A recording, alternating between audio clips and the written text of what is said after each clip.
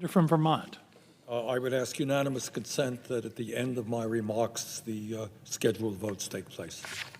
Without objection.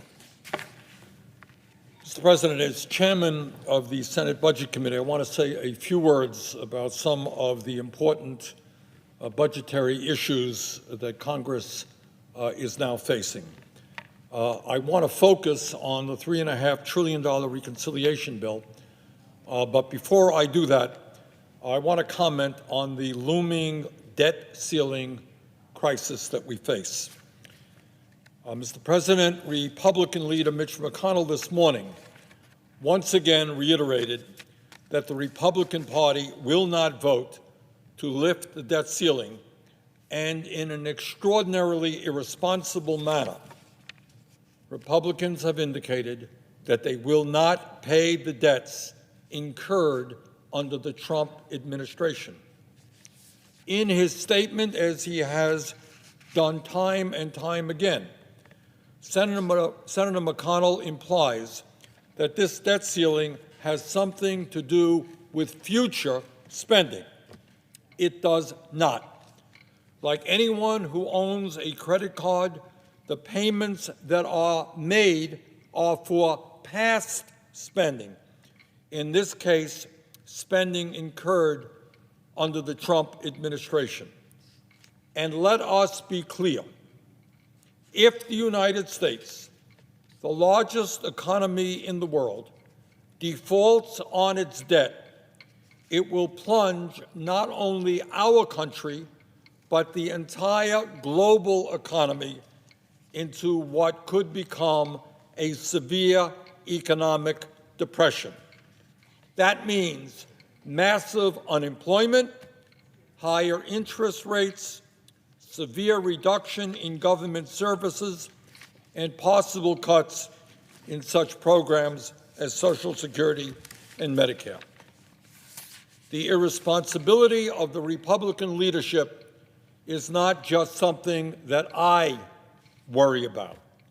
According to press reports, former Republican Secretaries of State, Secretaries of Treasury Hank Paulson, who worked under George W. Bush, and Steven Mnuchin, who worked under Donald Trump, Republican Secretaries of the Treasury, both of them visited with Senator McConnell to make the case about the need to extend the debt ceiling. They understand, as I think all of us do, how important it is that the United States of America does not default on its debt, and it is about time that my Republican colleagues listened to them. Now, let me say a word about the $3.5 trillion reconciliation bill. There has been a lot of talk lately about the need to compromise. Well, let me be clear. To a very significant degree, that has already taken place. Of the 11 Democratic members of the Senate Budget Committee, 9 understood the need for a $6 trillion bill, which would finally address the unmet needs, the long-ignored needs of the working families of our country, as well as begin the process of tackling the existential threat of climate change. My guess is that at least 40 out of the 50 members of the Democratic caucus supported the $6 trillion proposal. We compromised big time. We cut that proposal, or agreed to cut that proposal, almost in half, down to $3.5 trillion. That, Mr. President, to my mind, is a major, major compromise. And as we go forward in this debate, let me be as clear as I can be as to why every penny of that $3.5 trillion is absolutely needed. And let me also make clear that this bill, despite some of the rhetoric coming from my Republican colleagues, will not add, should not add, and will not add one nickel to the deficit. It will be paid for. It will be paid for by finally demanding that some of the wealthiest people in this country, who in any given year, we're talking about multi-billionaires, who in a given year do not pay a nickel in federal income tax, or dozens of large profitable corporations that in a given year do not pay a nickel in federal income tax. Well, we are going to demand that these people start paying their fair share of taxes. And that is more than enough money to cover the $3.5 trillion that is in this proposal. So anyone who suggests to you that this bill is not going to be paid for, that it is going to add to the deficit, is simply not telling the truth. It should and will be fully paid for. Now, the media is very worried about process. When are we going to do this? What about that person? What about that senator? But they have forgotten to a large degree to talk about what is in the bill. I'm not quite sure that the average American is staying up nights worrying about whether it's completed on a Wednesday or a Friday, or what this senator thinks or what that senator thinks. They like to know what's in the bill. And the reality is that for many, many decades, while Congress has paid rapt attention to the needs of the wealthy and large campaign contributors, it has significantly ignored the needs of working families, the middle class, and low-income people. And I think the reason that many of my Republican colleagues are so upset about this legislation is that we're changing the dynamic. We are now beginning to pay attention to the needs of working families and not just the wealthy and the powerful. So what's in this bill? First, as a result of the extraordinarily successful American Rescue Plan, which went a long way to pull this country out of the severe economic decline that we experienced as a result of the COVID pandemic. As a result of the American Rescue Plan, Mr. President, we cut childhood poverty in the United States of America by over 50%. And for black and brown families, that cut was even higher. Year after year, the United States has the highest rate of childhood poverty of any major country on earth. We took a major step forward in cutting childhood poverty. And now it is clear to me, and I think to people all across this country, that we must extend the $300 a month per child direct payment that working class and middle class families now receive. And let me be very clear, if we do not pass the reconciliation bill and not continue those payments, we would once again plunge the children of this country, millions of them, back into poverty, and that is morally unacceptable. Furthermore, in the United States of America, every person should be outraged by the dysfunctionality of our child care system. I don't think there's anybody who disagrees with that. We have millions of people who cannot find child care. We have families in Vermont, in Maine, paying 20, 30, 40% of their limited incomes for child care, which is pretty crazy. We have child care workers who are employed at starvation wages. The system is not working. It is broken. It is dysfunctional. And it is not a radical idea to say that every family in America, when mom goes to work and dad goes to work, should be entitled to high quality and affordable child care. A lot of studies out there that says that the best investment we can make in federal dollars is to our children. And that's why we have got to expand what we're doing in childcare. And under this legislation, no working family in this country will be paying more than 7% of their income for childcare. So if you're paying 20% now, you're paying 30%, we will reduce that to no more than 7%. And on top of that, and of extraordinary significance, we're going to make pre-K education for 3- and 4-year-olds universal and free. And we are going to do, bottom line, what almost every other industrialized country on earth does, and understand that the most important investment we can make is in our children. And by the way, importantly, when we do that, we are going to allow well over 1 million women to go back into the workforce because they no longer will have to stay home because of lack of affordable childcare. So if you're worried about labor shortages all over this country, you must support significantly expanding our childcare capabilities.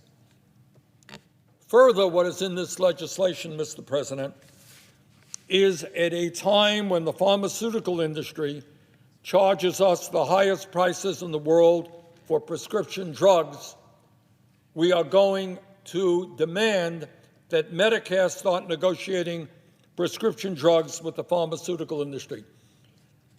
And I know that Americans now are seeing a lot of the ads, the completely dishonest ads from the pharmaceutical industry. And let's be clear, over the last 20 years, the pharmaceutical industry has spent well over $4 billion on lobbying and hundreds of millions more on campaign contributions. Guess what? They own the United States Congress, and that is why when you walk into a pharmacy and you find that the price of your medicine has doubled, it's because they can do anything they want to do. They write the laws. They right now have 1,400 lobbyists running all over Capitol Hill, trying to make sure that we do not lower the cost of prescription drugs. And that is what this struggle is about. These guys, year after year, make outrageous profits. Their CEOs get extraordinary compensation benefits. And they do that by charging us by far the highest prices in the world for prescription drugs. Well, those days are coming to an end if members of the Congress finally have the guts to stand up to them. Now, I understand that the pharmaceutical industry owns the Republican Party. I got that. And I understand that there will not be one Republican in the Senate who has the guts to stand up for his or her constituents and lower the cost of prescription drugs. Well, there should not be any Democrat who is in that position. There should be no Democrats who are not prepared to stand up to the pharmaceutical industry. And when we have Medicare negotiate prescription drug prices, we can save over $500 billion.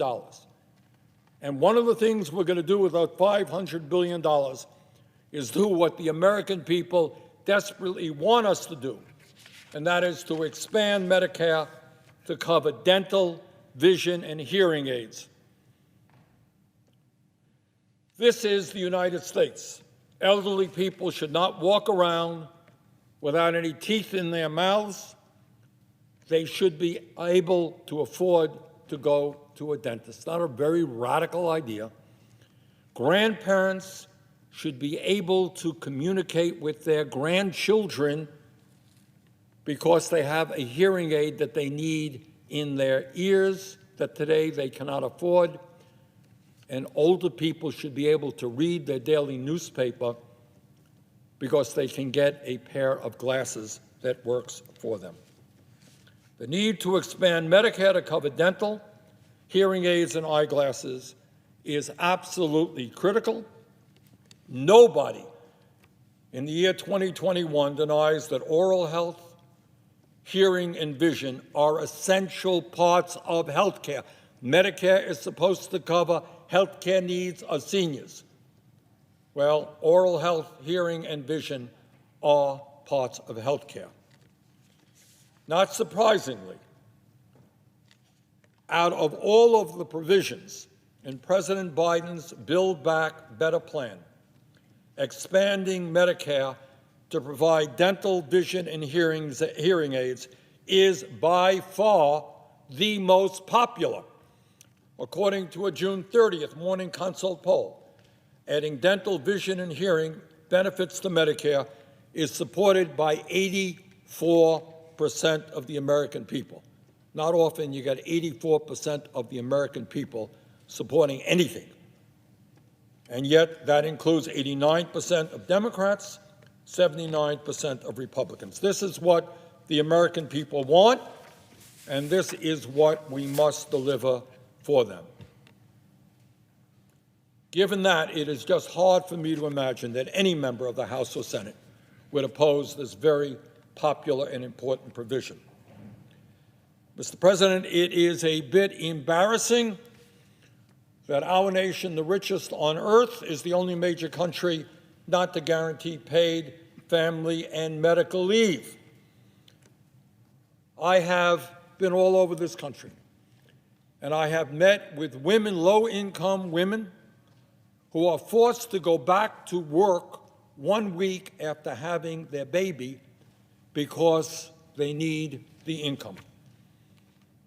We are the only major country on earth not to guarantee paid family and medical leave, not to make sure that a mom can stay home with her sick kid, or a dad can spend time with his dying father or mother.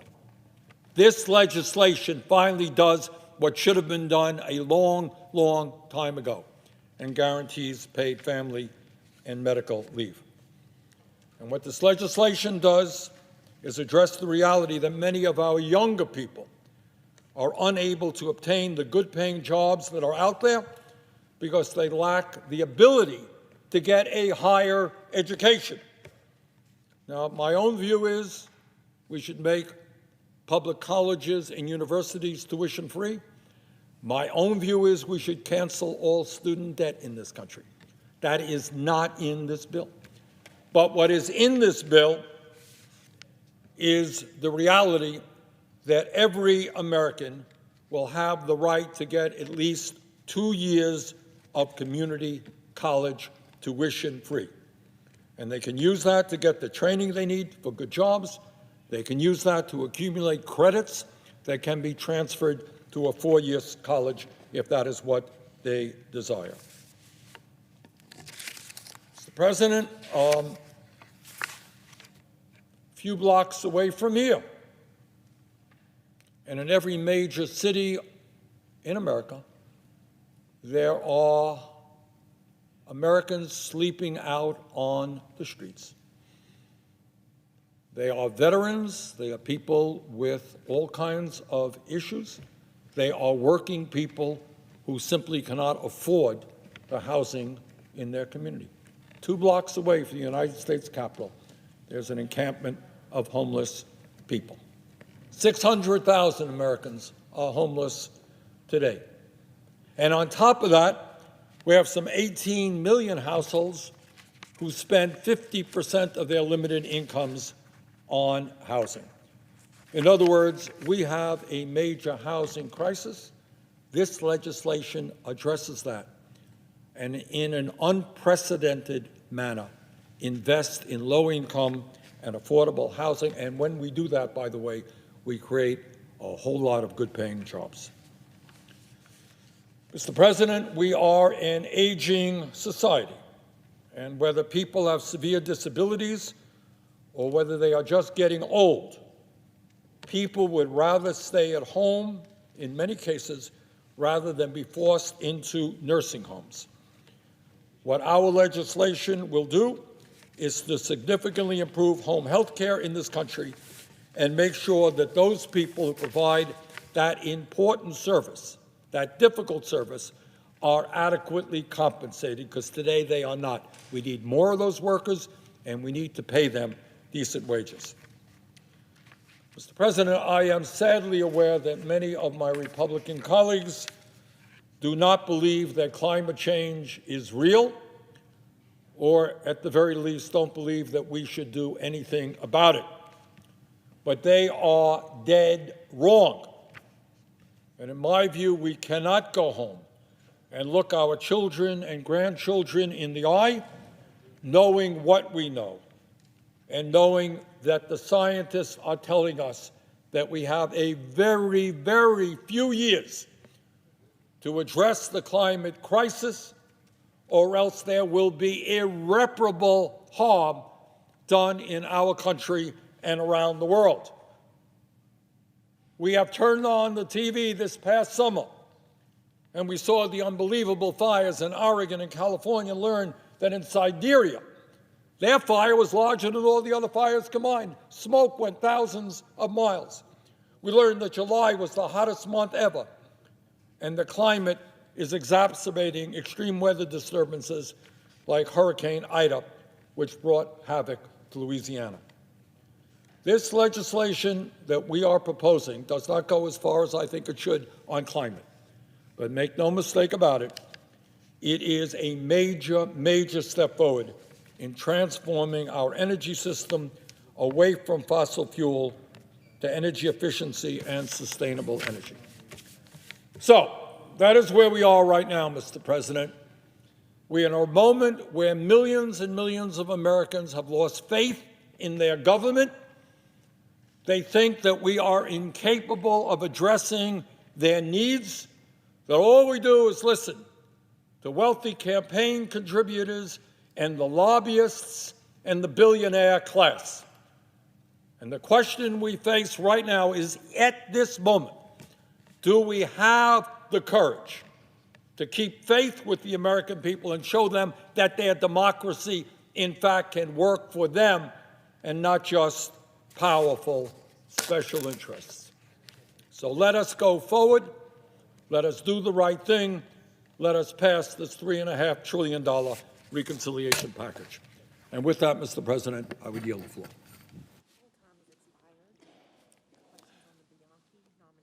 All time has expired. The question is on the Bianchi nomination. Yeas and nays have been requested. I would ask for the yeas and nays on that. Is there a sufficient second? There appears to be. The clerk will call the roll. Ms. Baldwin.